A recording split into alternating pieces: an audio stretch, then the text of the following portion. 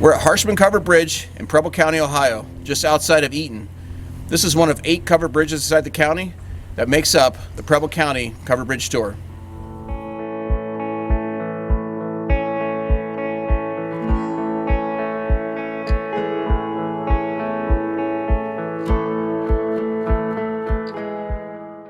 We're heading now to Preble County, Ohio, and going to check out some covered bridges.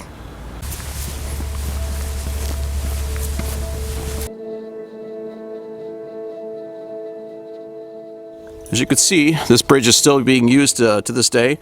Automobile traffic drives over it, and Piper and Dad beat me to it.